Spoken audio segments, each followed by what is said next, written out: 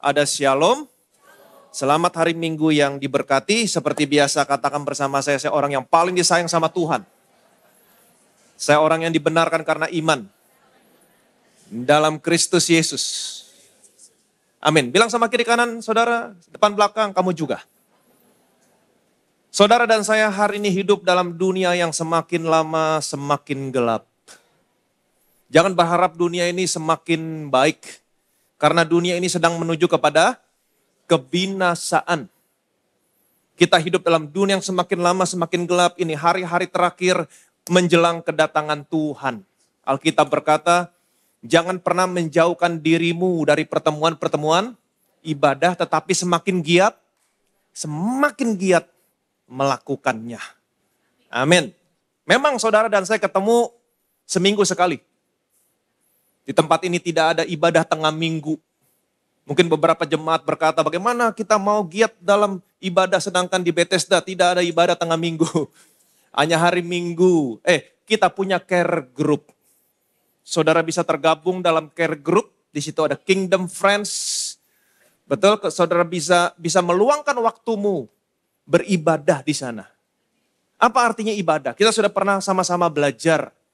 Ibadah artinya meluangkan waktumu untuk mengejar kebenaran-kebenaran tentang Yesus dan kebenaran tentang semua pekerjaan yang sudah Dia selesaikan. Apa bentuk praktisnya? Bertekun dalam membaca kitab-kitab suci.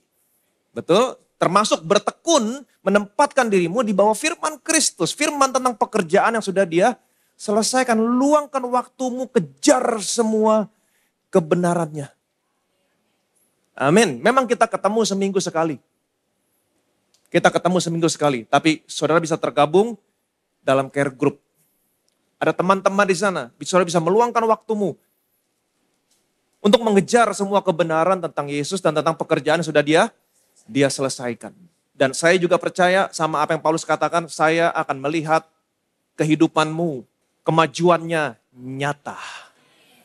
Kamu berbeda dengan orang dunia. Dunia boleh gelap tapi terang Tuhan akan terbit atas saudara. Kemuliaannya menjadi nyata atas saudara. Itu sebabnya sebelum kita masuk dalam khotbah saya, bagaimana berdoa untuk memiliki apa yang menjadi milik kita, saya mau menjelaskan terlebih dahulu bagaimana sistem penggembalaan di gereja ini. Karena banyak orang beberapa yang berkata, kok Bethesda tidak adakan ibadah tengah minggu, kenapa tidak melakukan ibadah tengah minggu? Kita punya care group, karena gereja ini gereja sel.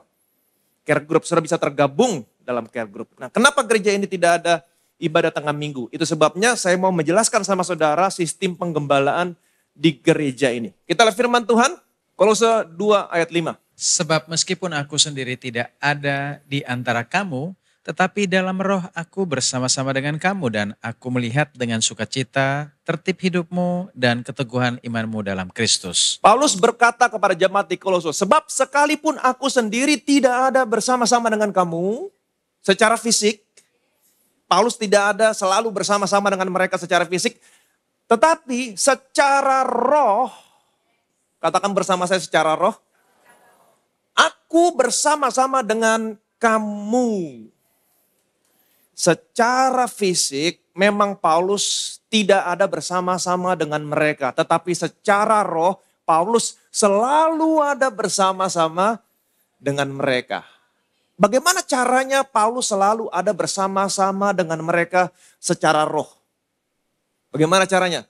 Melalui tulisan-tulisan Paulus.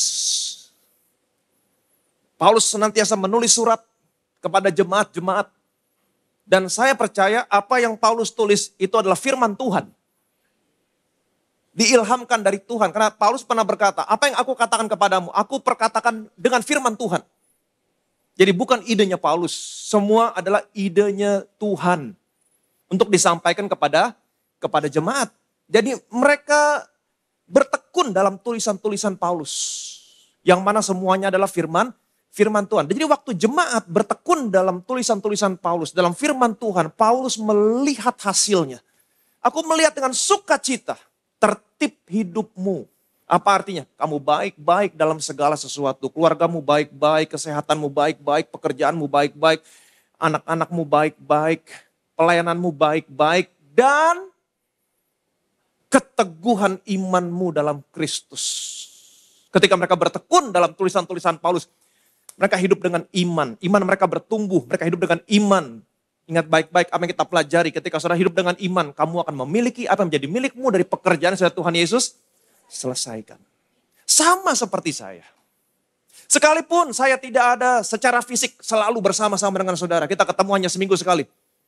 Tapi secara roh, saya, semua pastor di tempat ini selalu ada bersama-sama dengan saudara. Bagaimana caranya? Kalau Paulus secara roh ada bersama-sama dengan jemaat melalui tulisan-tulisan, saya secara roh selalu ada bersama-sama dengan saudara melalui apa? YouTube. Puji Tuhan untuk teknologi. Kalau dulu Paulus melalui apa? Tulisan, dia harus nulis. Dia harus kirim. Tapi puji Tuhan untuk teknologi, puji Tuhan untuk multimedia.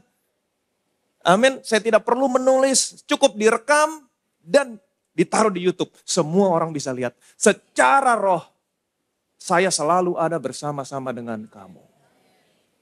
Tapi masalahnya saudara mau gak ada bersama-sama dengan saya secara roh?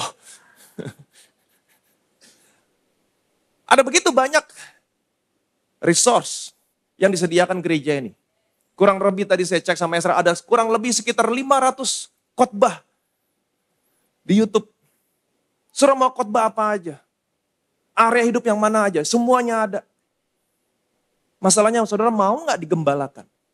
Nah ini sistem penggembalaan di gereja ini. Sekalipun kita tidak ada bersama-sama dengan saudara secara fisik setiap waktu. Tapi secara roh, kita selalu ada bersama-sama dengan saudara. Bukan hanya melalui YouTube, tapi semua saya percaya, saya semua pastor di tempat ini, leader di tempat ini, kami semua berdoa buat saudara. Kami hadir secara roh, bukan hanya dalam khotbah, tapi dalam doa. Kami mendoakan saudara.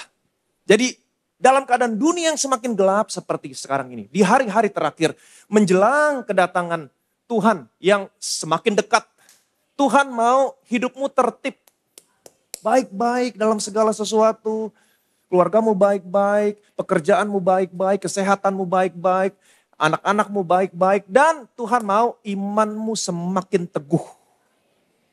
Percaya janji-janji Tuhan, hidup dengan iman, kamu akan memiliki apa yang menjadi milikmu dari semua pekerjaan yang sudah Tuhan Yesus selesaikan. Amin, saudara mengerti? Kenapa di gereja ini tidak ada ibadah tengah minggu?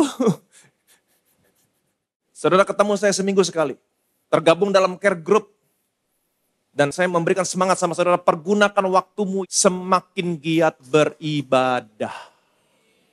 Jangan pergunakan waktumu dengan hal-hal yang sia-sia. Tapi yang tidak berguna. Tapi perbanyak waktumu beribadah. Kenapa? Karena beribadah berguna dalam segala hal. Baik untuk hidupmu hari ini, untuk hidupmu yang akan datang. Amin. Luangkan waktumu. Kejar semua kebenaran tentang Yesus dan tentang pekerjaan sudah Tuhan Yesus selesaikan. Maka saya percaya, saya akan melihat sama seperti Paulus lihat. Saya melihat dengan sukacita. Tertib hidupmu. Kamu baik-baik, sehat-sehat dalam segala sesuatu. Dan imanmu semakin teguh. Hari kita akan sama-sama belajar selama 3 bulan ini. Ini sudah masuk bulan keempat ya. Begitu cepat. Ntar bulan ke-6, bulan 8, Natal lagi. Kita akan sama-sama belajar. Selama 3 bulan ini kita belajar bagaimana kita menempatkan diri kita di bawah firman Kristus. Terus mendengar, terus membaca. Supaya kamu bisa memiliki apa yang menjadi milikmu. Tapi hari ini kita akan belajar bukan hanya membaca, mendengar. Tapi kita belajar berdoa. Bagaimana berdoa untuk memiliki apa yang menjadi milikmu. Sudah siap diberkati? Amin. 3 Yohanes 1.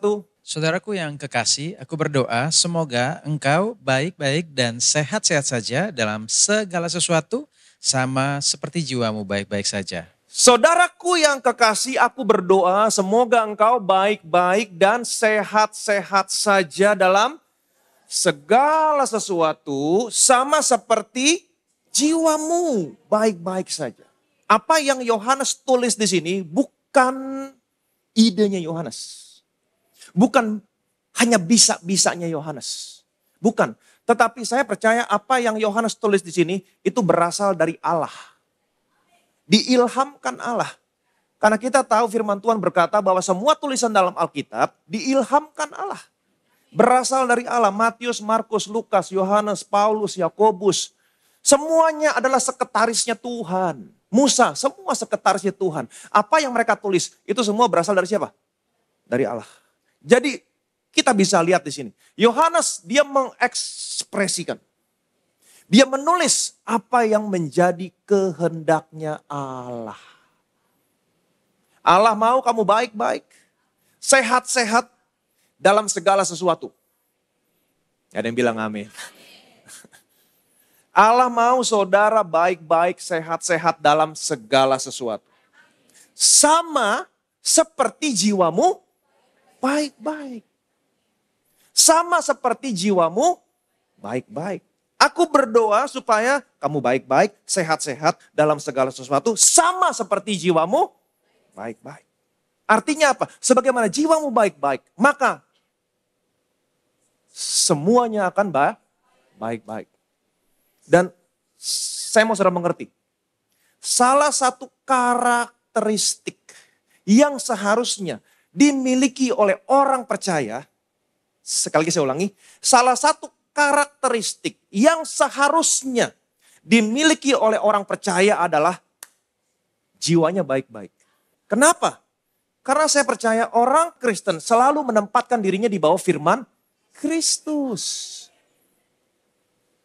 Waktu kamu menempatkan dirimu di bawah firman Kristus, mengejar semua kebenaran tentang Yesus, tentang pekerjaan yang sudah dia selesaikan, maka firman Kristus akan memerdekakan kamu. Pikiranmu baik-baik. Setiap kali kamu menempatkan dirimu di bawah firman Kristus, akan terjadi metanoia, perubahan pikiran, pertobatan, jiwamu baik-baik. Nah, waktu jiwamu baik-baik, akan memberikan efek kepada seluruh area hidupmu. Sebagaimana jiwamu baik-baik, maka kamu akan baik-baik dalam segala sesuatu. Dan kamu akan sehat-sehat. Kita sudah sama-sama belajar. Ketika kamu menempatkan dirimu di bawah firman Kristus. Ada begitu banyak benefit yang bisa saudara terima. Betul? Kamu seperti pohon yang ditanam di tepi aliran air. Yang berbuah pada musimnya. Yang daunnya tidak pernah layu. Apa saja yang kamu perbuat berhasil. Allah berkata dengan demikian perjalananmu akan berhasil. Dan kau akan beruntung, have a good success. Amsal juga berkata, inilah kehidupan bagi mereka yang mendapatkannya dan kesembuhan bagi seluruh tubuhmu. Demikian juga Daud berkata, ketika aku merenungkan firman-Mu, aku lebih bijaksana dari musuh-musuhku. Dan aku lebih berakal budi daripada pengajar-pengajarku. Saudara bisa lihat, ketika kamu menempatkan dirimu di bawah firman Kristus, kamu akan baik-baik dalam segala sesuatu. Sehat-sehat dalam segala sesuatu. Amin. Jadi perhatikan baik-baik. Saudaraku yang kekasih, aku berdoa. Aku berdoa. Semoga engkau baik-baik dan sehat-sehat. Seperti yang tadi saya katakan, baik-baik, sehat-sehat adalah kehendak Tuhan dalam hidupmu. Dari mana kamu tahu kehendak Tuhan? Ketika kamu menempatkan dirimu di bawah firman Kristus. Kamu tahu, oh Tuhan mau saya baik-baik, Tuhan mau saya sehat-sehat. Dan Yohanes berdoa untuk itu. Yohanes berdoa untuk itu. Artinya apa? Yohanes berdoa supaya kehendak Tuhan terjadi dalam hidupmu. Sekali lagi saya ulangi. Yohanes berdoa supaya kehendak Tuhan terjadi dalam hidupmu. Mungkin banyak orang berkata, ya kalau kehendak Tuhan mah gak perlu didoain Pak, pasti terjadi. Kalau halnya demikian, selama ini apa yang kamu doakan? Waktu kamu berdoa apa aja? Berdoa bukan memotivasi Tuhan, bukan membujuk Tuhan untuk melakukan apa yang menjadi kehendakmu. Sekali lagi saya ulangi. Berdoa bukan berarti kamu datang, kamu memotivasi Tuhan, kamu membujuk Tuhan supaya Tuhan melakukan apa yang menjadi kehendakmu. Bukan. Berdoa. Apa itu berdoa? Saudara tahu kehendak Tuhan. Saudara setuju sama kehendak Tuhan. Saudara datang sama Tuhan. Kamu mendeklarasikan apa yang menjadi kehendak Tuhan supaya terjadi dalam hidupmu. Sekali lagi saya ulangi. Berdoa bukan memotivasi Tuhan, memujuk Tuhan untuk melakukan apa yang menjadi kehendakmu. Tapi berdoa. Kamu tahu kehendak Tuhan terlebih dahulu. Dari mana kamu tahu? Karena kamu menempatkan dirimu di bawah firman Kristus. Kamu tahu apa menjadi kehendak Tuhan, kamu setuju, kamu menyelaraskan dirimu dengan kehendak Tuhan, itu sebabnya kamu datang, kamu mendeklarasikan apa yang menjadi kehendak Tuhan supaya terjadi dalam hidupmu. Itu doa. Itu sebabnya Tuhan pernah mengajarkan saudara dan saya berdoa Bapa kami. Datanglah kerajaanmu, jadilah kehendakmu di bumi seperti di surga. Jadi Tuhan punya kehendak di surga. Dan Tuhan mau kehendaknya terjadi di bumi ini dalam hidupmu seperti di surga. Jadi standarnya sama seperti di surga. Tuhan mau semua yang terjadi dalam hidupmu standarnya sama seperti di surga. Jangan bikin standar sendiri. Kamu rugi bikin standar sendiri. Karena standar yang terjadi dalam hidupmu sama seperti yang terjadi di surga. Tuhan tidak berkata, jadilah kehendakmu di bumi dalam hidupku sama seperti di Amerika Tuhan. Tidak. Standarnya sama seperti di surga. Apa artinya? Datanglah kerajaanmu, jadilah kehendakmu di bumi seperti di surga. Apa artinya? Apakah di surga ada sakit penyakit? Tidak ada. Kalau halnya demikian, jadilah kehendakmu di bumi dalam hidupku seperti di surga. Tidak ada sakit penyakit dalam hidupku. Sebaliknya di surga semuanya sehat. Tidak ada penyakit. Kalau halnya demikian, jadilah kehendakmu dalam hidupku di bumi. Aku sehat. Amin. Jadi kamu datang, kamu berdoa supaya kehendak Tuhan yang Tuhan miliki di surga terjadi dalam hidupku di bumi ini.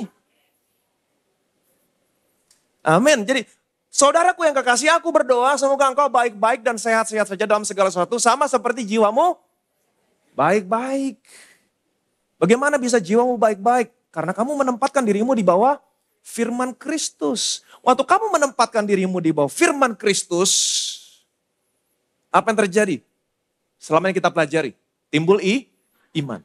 Apa itu iman? Aku percaya, sebab itu aku berkata-kata. Inilah doa.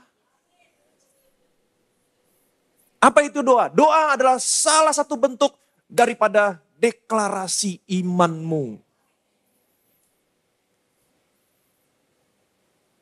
Doa adalah bentuk daripada deklarasi imanmu. Kamu menempatkan dirimu di bawah firman Kristus. Kamu tahu, timbul iman, kamu setuju, kamu datang sama Tuhan, kamu deklarasikan. Itu doa. Jadi doa adalah salah satu bentuk dari deklarasi imanmu. Waktu kamu baca Mazmur pasal 23, sekalipun aku dalam lembah kekelam, aku tidak pernah takut bahaya, sebab Engkau besertaku, gadamu tongkatmu menghibur aku. Amin. Kau membaringkan aku di padang yang berumput hijau, kau membimbing aku kayak renang. Kamu setuju? Muncul iman, dunia boleh gelap Tuhan, tapi aku percaya karena aku punya gembala. Engkau adalah gembalaku, aku adalah dombamu, aku percaya aku tidak pernah kekurangan. Nah ini bentuk deklarasi iman. Ini namanya doa. Ini yang namanya doa. Tanpa iman kamu tidak mungkin berkenan di hadapan Tuhan. Jadi menempatkan dirimu dulu di bawah firman Kristus yang selama ini kita pelajari. Timbul iman, kamu setuju, kamu datang sama Tuhan, kamu deklarasikan. Ini yang namanya doa. Tanpa iman tidak mungkin orang berkenan di hadapan Tuhan. Saudara masih ingat perempuan yang pendarahan 12 tahun? Dia sudah berobat ke berbagai tabib. Alkitab mengatakan keadaannya bukan semakin baik, tapi semakin buruk. Nggak ada faedahnya. Kemudian firman Tuhan berkata begini. Dia sudah mendengar berita-berita tentang Yesus, maka di tengah-tengah orang banyak itu ia mendekati Yesus dari belakang dan menjamah jubahnya. Sebab katanya, asal kujamah saja jubahnya aku akan sembuh. Seketika itu juga berhentilah pendarahannya dan ia merasa bahwa badannya sudah sembuh dari penyakitnya. Dia sudah mendengar berita-berita tentang Yesus. Maka di tengah-tengah orang banyak itu ia mendekati Yesus dari belakang. Dia sudah mendengar berita-berita tentang Yesus. Pertanyaan saya, berita-berita tentang Yesus yang mana yang dia sudah dengar sehingga dia memiliki keberanian datang dan mendekati Yesus? Berita-berita apa yang dia dengar? Apakah selama ini dia mendengar berita-berita tentang Yesus? Waktu Yesus menyembuhkan orang sakit, Yesus berkata, oh kamu masih berdosa. Kamu balik minggu depan. Oh kamu menajis. Kamu pendarahan, gak bisa. Menurut hukum Taurat, kalau kamu pendarahan, kamu gak boleh ada di muka umum. Kamu balik lagi kalau kamu pendarahan sudah berhenti. Apakah itu berita-berita yang perempuan ini dengar? Bukan. Kalau berita-berita yang perempuan ini dengar demikian, maka dia tidak punya rasa percaya diri, dia tidak punya confidence, dia tidak punya keberanian untuk datang mendekati Yesus. Kalau halnya demikian, berita-berita yang seperti apa yang perempuan ini dengar, sehingga dia punya confidence, rasa percaya diri, berani datang. Berita-berita seperti apa? Saya percaya dia pasti mendengar, oh Yesus hatinya selalu tergerak dengan belas kasihan. Itu sebabnya dia berjalan keliling, berbuat baik, menyembuhkan orang-orang yang sakit. Dan orang-orang berkata, Yesus menyembuhkan orang yang buta sejak lahir loh. Dan Yesus juga mentahirkan orang kusta. Wah kalau halnya demikian, selama ini yang kita tahu, tidak ada orang Israel yang sakit kusta yang disembuhkan. Kalau dia menyembuhkan orang sakit kusta, orang Israel, artinya dia Mesias. Dan orang-orang Yahudi tahu dan mereka semua belajar kalau Mesias datang. Apa tandanya? Bagimu akan terbit surya kebenaran. Ada kesembuhan pada sayapnya. Dia dengar berita tentang Yesus. Oh dia Mesias. Kalau dia Mesias ada kesembuhan pada sayapnya. Imannya bangkit. Ini yang membuat dia berani datang, confidence. Kemudian dia mendekati Yesus dari belakang. Dia mendengar Mesias, ada kesembuhan pada sayapnya. Dia datang sama Yesus dan dia deklarasikan imannya. Asalku jamah jubahnya, aku pasti sembuh.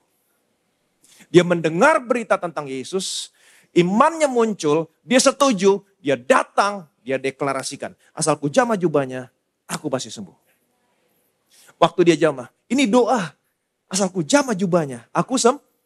Doa yang muncul dari pendengaran akan firman Kristus. Apa itu doa? Doa adalah bentuk deklarasi daripada imanmu. Kamu setuju sama firman Tuhan, kamu deklarasikan. Itu doa. Amin. Alkitab berkata, sebab katanya, asalku jamah saja jubahnya, aku akan sembuh. Alkitab berkata, seketika itu juga.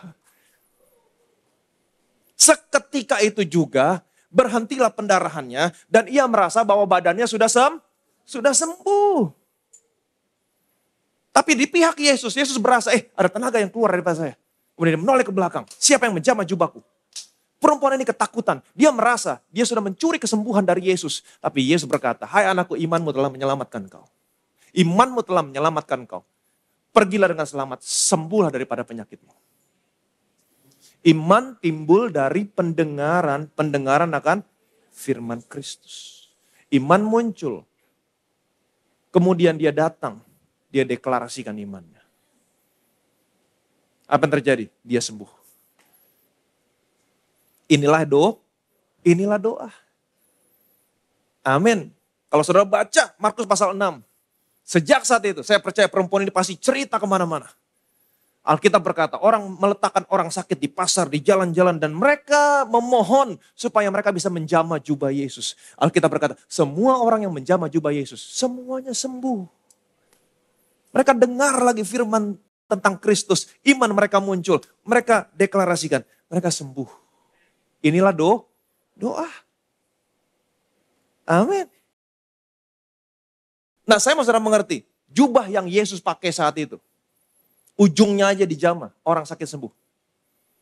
Nah jubahnya adalah the robe of righteousness. Jubah kebenaran.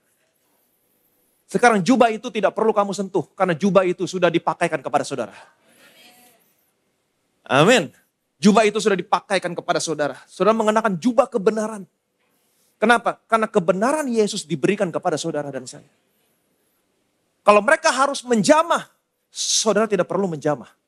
Saudara cukup mendeklarasikan. Amin. Alkitab berkata, dia yang menanggung dosamu di tubuhnya. Supaya hari ini kamu hidup sebagai orang yang dibenarkan karena iman.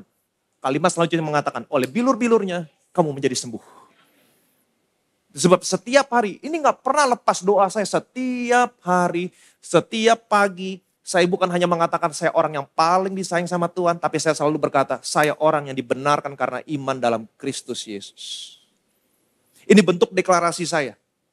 Sama seperti perempuan pendaran 12 tahun. Asalku jamah jubahnya, dia menyentuh jubah kebenaran. Aku pasti sembuh. Tapi jubah itu sekarang sudah dipakaikan kepada saya. Dan setiap hari sama seperti perempuan ini menyentuh. Tapi saya tidak perlu menyentuh, saya cukup mendeklarasikan. Saya adalah orang yang dibenarkan karena iman dalam Kristus Yesus. Apa yang terjadi? Hidup saya sehat. Hidupmu sehat. Cukup mendeklarasikan. Jadi berdoa adalah mendeklarasikan apa yang menjadi kehendak Tuhan dalam hidupmu. Aku berdoa supaya kamu sehat-sehat dalam segala sesuatu, sama seperti jiwamu baik-baik saja. Yohanes berdoa supaya kehendak Tuhan terjadi. Yohanes tahu, Tuhan mau kamu baik-baik, sehat-sehat dalam segala sesuatu. Tapi seperti tadi yang saya katakan, banyak orang berkata, oh kalau kehendak Tuhan mah gak perlu didoakan, pasti terjadi Pak. No. Saudara masih ingat waktu bangsa Israel dibuang ke Babel selama 70 tahun? Sebelum bangsa Israel dibuang ke Babel selama 70 tahun, Nabi Yeremia sudah menubuatkan terlebih dahulu. Bangsa Israel akan dibuang ke Babel selama 70 tahun. Setelah terjadi pembuangan ke Babel selama 70 tahun. Dan setelah mendekati akhir di tahun yang ke-70. Sedikit lagi dibebasin nih. Kalau saudara baca kitab Daniel. Waktu Daniel tahu menjelang tahun yang ke-70. Apa yang Daniel lakukan? Daniel pergi menghadap Tuhan. Dia tahu kehendak Tuhan, bangsa Israel akan dibebaskan pada tahun yang ke-70. Tapi waktu dia tahu kehendak Tuhan, dia datang sama Tuhan. Dia berdoa, dia memohon belas kasihan Tuhan. Supaya Tuhan membebaskan bangsa Israel di tahun yang ke-70. Daniel tidak berkata begini, oh bentar lagi bebas dia 70 tahun. Karena janji Tuhan 70 tahun. Kalau Tuhan janji, Tuhan pasti bebasin. Kita gak perlu berdoa, tidak.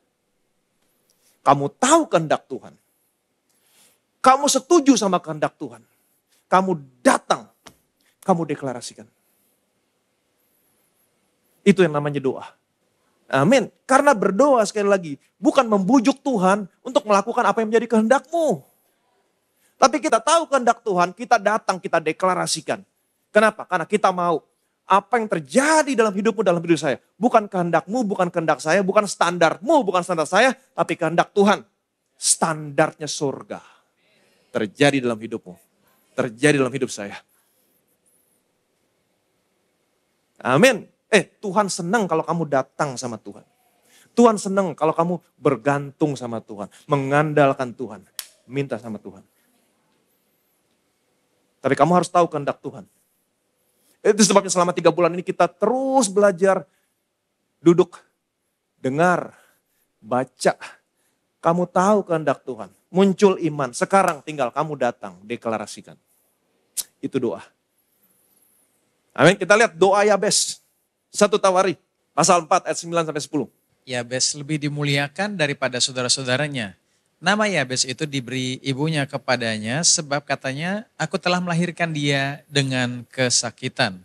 Yabes berseru kepada Allah Israel, katanya, kiranya engkau memberkati aku berlimpah-limpah dan memperluas daerahku, dan kiranya tanganmu menyertai aku dan melindungi aku daripada malapetaka sehingga kesakitan tidak menimpa aku. Dan Allah mengabulkan permintaannya itu.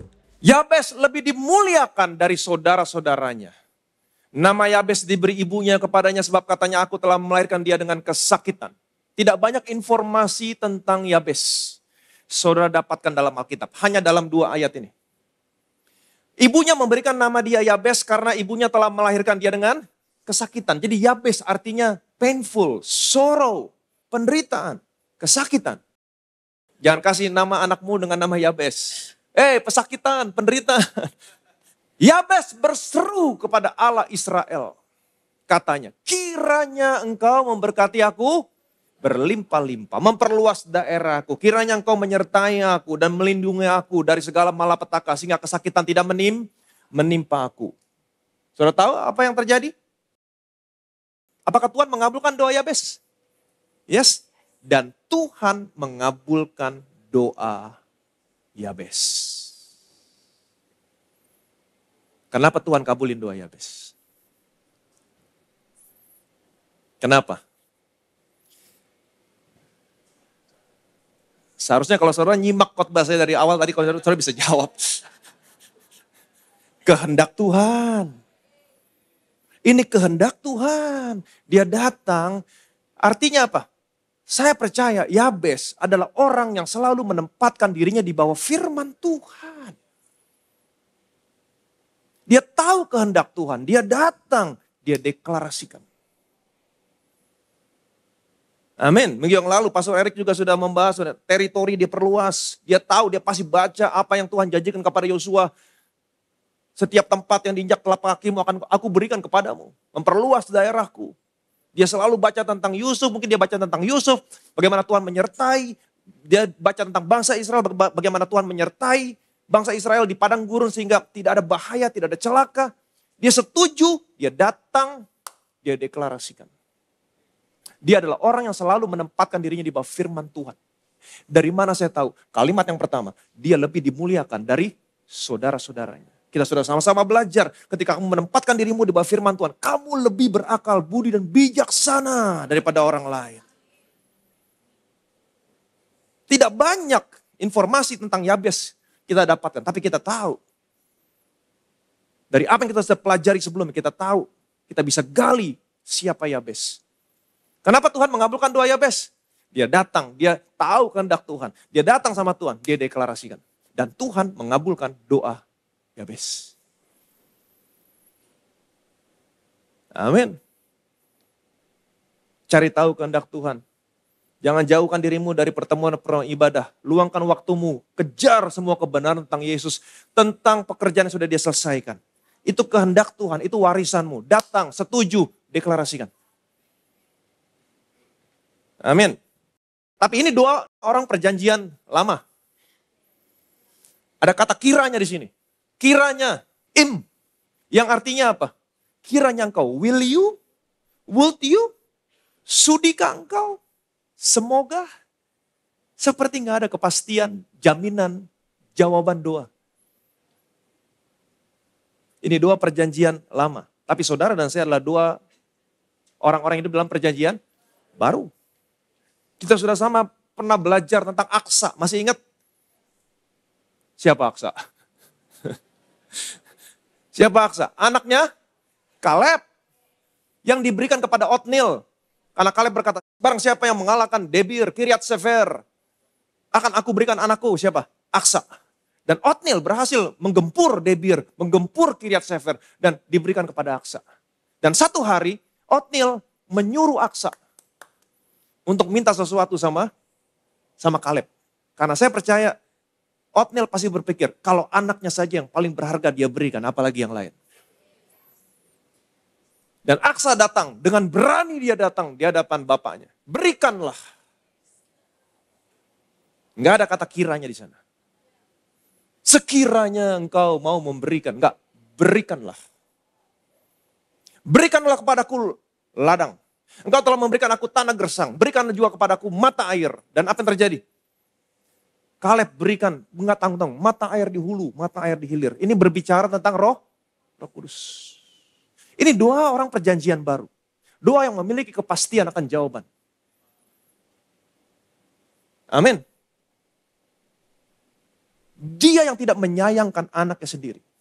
Bagaimanakah mungkin dia tidak mengaruniakan segala sesuatu kepada kita bersama-sama dengan dia? Amin. Jadi ada kepastian, kamu punya kepastian, kamu datang dengan berani. Berikanlah. Kenapa demikian? Perhatikan baik-baik. 2 Korintus pasal 1 ayat 18 sampai 22. Demi Allah yang setia, janji kami kepada kamu bukanlah serentak ya dan tidak, Karena Yesus Kristus anak Allah yang telah kami beritakan di tengah-tengah kamu, yaitu olehku dan oleh Silvanus dan Timotius, bukanlah ya dan tidak, tetapi sebaliknya di dalam dia hanya ada ya. Sebab Kristus adalah ya bagi semua janji Allah. Itulah sebabnya oleh dia kita mengatakan amin untuk memuliakan Allah. Sebab dia yang telah meneguhkan kami bersama-sama dengan kamu di dalam Kristus adalah Allah yang telah mengurapi, memeteraikan tanda miliknya atas kita, dan yang memberikan Roh Kudus di dalam hati kita sebagai jaminan dari semua yang telah disediakan untuk kita. Sebab Kristus adalah ya buat semua janji Allah. Kristus adalah ya buat semua janji Allah. Kristus adalah ya buat semua kehendak Allah. Alkitab tidak berkata Kristus adalah ya buat keinginanmu. Tidak. Banyak orang Kristen berkata, saya udah berdoa, saya minta ini. Kenapa Tuhan gak jawab? Karena Kristus adalah ya buat janji Allah.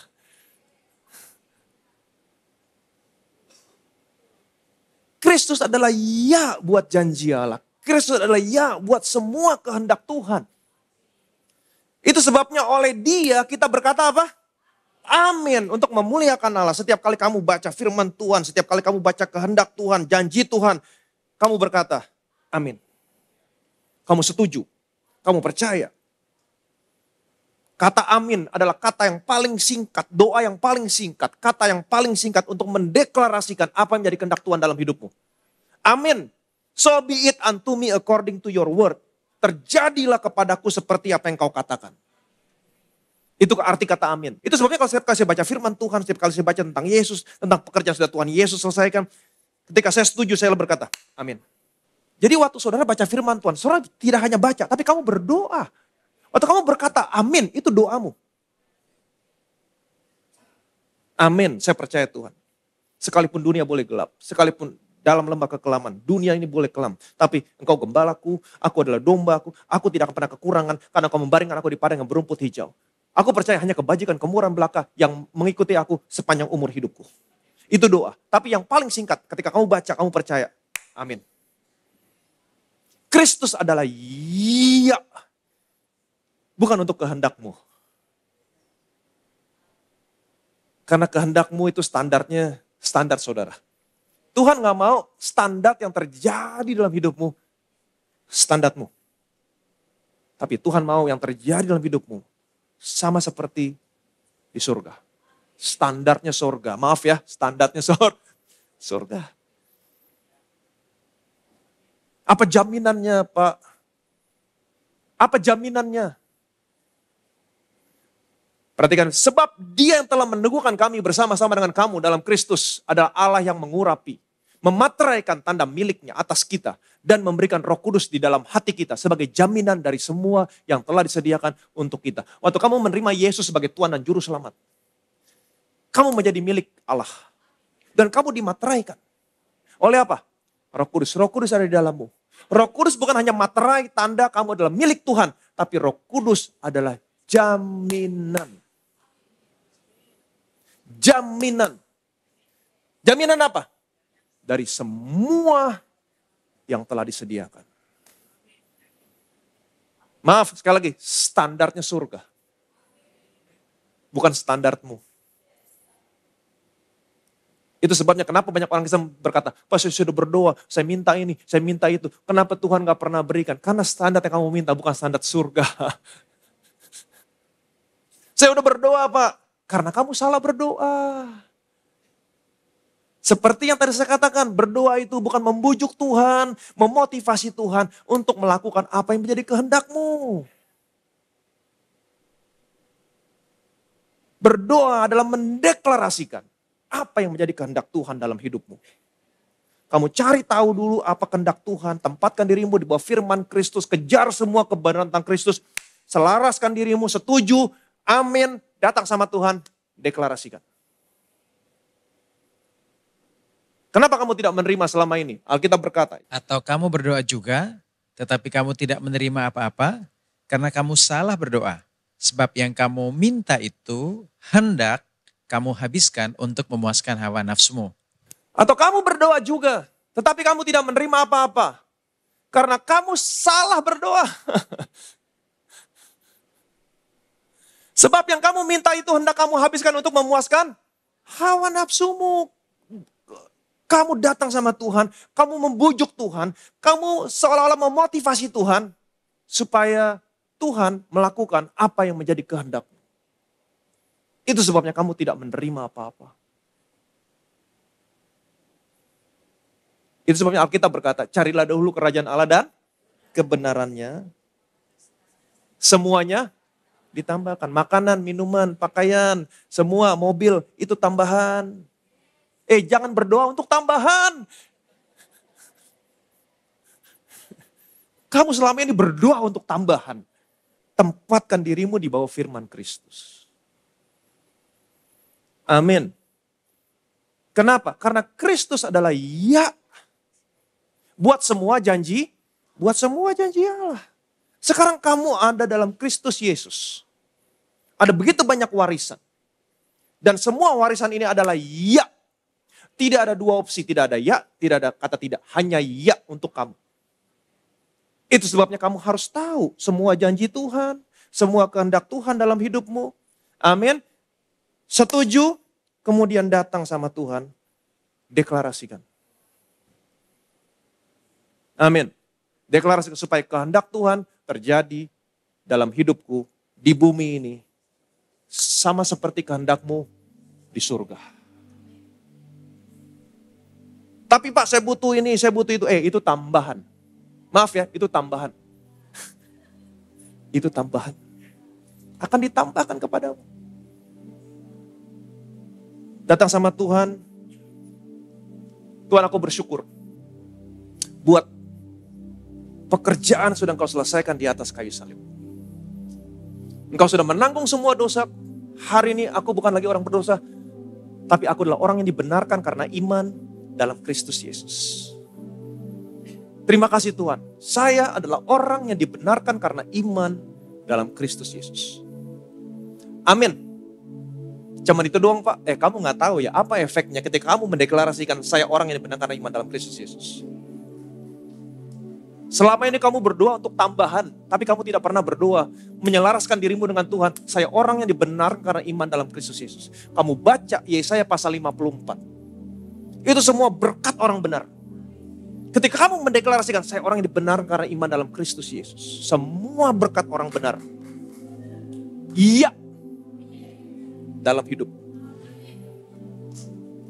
Anak cucu orang benar tidak pernah meminta-minta roti.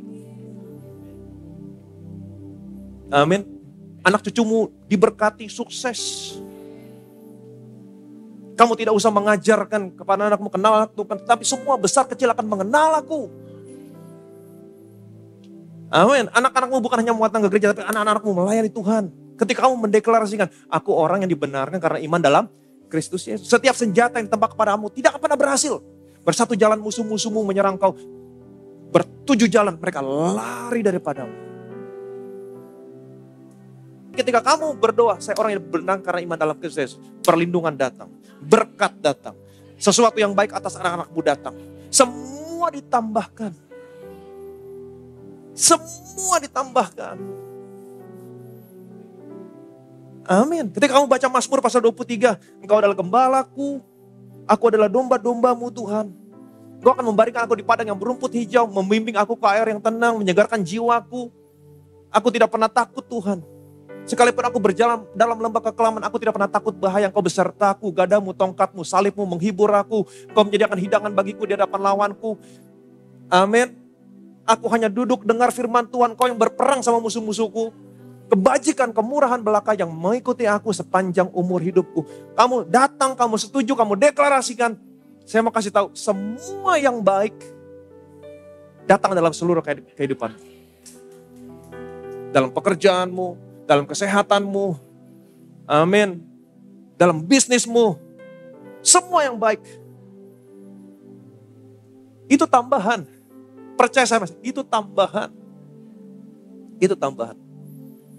Seberapa banyak saudara menyadari, saya gak pernah berdoa untuk ini loh, tapi kok saya bisa dapat deh. Itu tambahan. Jadi sekarang jangan lagi pernah berdoa untuk tambahan. Jemaat Bethesda, jangan berdoa untuk tambahan. Itu tambahan. Apa itu tambahan? Kamu gak minta juga ditambahin. Tapi berdoa apa yang menjadi kehendak Tuhan dalam hidupmu.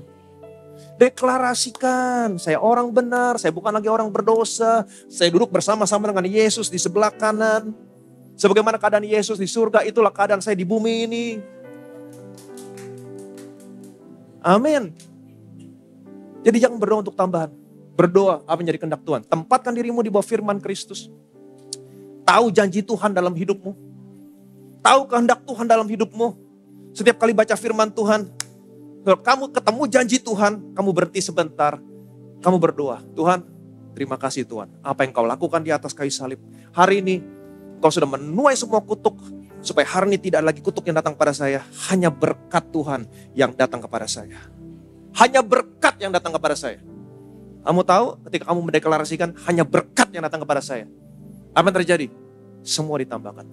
Anakmu diberkati, pekerjaanmu diberkati. Semuanya diberkati. Itu ditambahkan. Itu artinya ditambahkan. Jadi jangan lagi berdoa untuk tambahan. Bilang sama kiri kanan, jangan berdoa untuk tambahan. Berdoa untuk janji Tuhan digenapi dalam hidup. Jadi sekali lagi saya ulangi, berdoa bukan membujuk Tuhan. Bukan memotivasi Tuhan untuk melakukan apa yang jadi kehendak. Kehendakmu korup. Kehendakmu tidak sama seperti kehendak dia di surga. Itu sebab kamu tidak beroleh apa-apa. Kamu salah berdoa selama ini. Kalau kita mau akuin kita salah berdoa selama ini. Kita berdoa seperti apa yang dicari bangsa-bangsa yang tidak mengenal Allah. Apa bedanya kalau kamu berdoa mencari seperti yang dicari bangsa-bangsa yang tidak mengenal Allah? Toh mereka juga mendapatkan semuanya itu. Tuhan mau bikin kamu berbeda. Tuhan mau apa yang terjadi dalam hidupmu, standarnya sama seperti yang ada di surga. Bagaimana caranya? Cari tahu janji Tuhan, cari tahu kehendak Tuhan. Kenapa? Karena Kristus adalah ya buat semua janji Allah. Dan untuk memuliakan Allah kita berkata amin. Datang, deklarasikan. Dan saya percaya apa yang menjadi kehendaknya di surga akan terjadi dalam hidupmu di bumi ini. Sesuai dengan standarnya yang ada di surga. Dan nama Tuhan dipermuliakan. Oke, jadi jangan lagi berdoa untuk jangan berdoa untuk tambahan. Semuanya memang ditambahkan. Tapi berdoa apa yang menjadi janji Tuhan dalam hidupmu. Berdoa apa yang menjadi kehendak Tuhan dalam hidupmu. Dari mana kamu tahu kehendak Tuhan? Dari mana kamu tahu itu janji Tuhan? Tempatkan dirimu di bawah firman Kristus. Yabes, dia orang dalam perjanjian lama. Tapi dia berdoa, sekalipun waktu dia berdoa seperti tidak memiliki kepastian. Will you? Should you? Tapi karena apa yang dia doakan adalah firman Tuhan. Dia baca firman Tuhan. Dari mana saya tahu dia baca firman Tuhan? Dia lebih dimuliakan daripada saudara-saudaranya. Amin. Dia datang, dia deklarasikan firman Tuhan. Dia baca firman Tuhan, dia percaya firman Tuhan. Dia setuju sama firman Tuhan, dia setuju sama kehendak Tuhan, dia setuju sama janji Tuhan. Dia datang, dia deklarasikan. Dan Tuhan mengabulkan doanya Yabes. Selalu belajar sesuatu hari ini? Sudah diberkati? Jangan berdoa untuk tambahan. Berikan kemuliaan bagi nama Yesus. Betapa kami bersyukur Tuhan. Menjelang kedatangan-Mu yang semakin dekat. Kami terus semakin giat menempatkan diri kami di bawah firman Kristus. Firman tentang pekerjaan yang sudah Tuhan Yesus selesaikan. Mengejar semua kebenaran. Melihat janji-janji-Mu Tuhan dalam kehidupan kami. Kami yang sudah Engkau tempatkan dalam Kristus menjadi milik-Mu. Yang memateraikan kami dengan Roh Kudus sebagai jaminan dari semua yang Engkau sediakan. Kristus adalah ya buat semua janji Allah. Itu sebabnya kami mau menempatkan diri kami di bawah firman-Mu. Di situ kami bisa menemukan janji-Mu. Di situ kami bisa menemukan kehendak-Mu. Dan kami berkata amin. Kami percaya. Kami setuju. Buat kehendak-Mu yang Kau miliki di surga terjadi dalam hidup kami di bumi ini. Kami bersyukur Tuhan, Engkau memberikan semua yang terjadi dalam hidup kami. Ini isi hati-Mu. Bukan sesuai standar kami, tapi sesuai standar-Mu yang ada di surga Tuhan. Engkau mau semua area kehidupan kami baik-baik, sehat-sehat dalam segala sesuatu. Kami percaya semua janji-Mu, kami percaya semua kehendak-Mu Tuhan. Dan biarlah itu semuanya terjadi dalam hidup kami, sama seperti yang Kau kehendaki di surga. Dan nama Tuhan yang dipermuliakan. Segala kemuliaan, segala hormat, segala pujian hanya bagi nama Tuhan kita Yesus Kristus. Semua yang percaya diberkati. Sama-sama kita katakan, amin.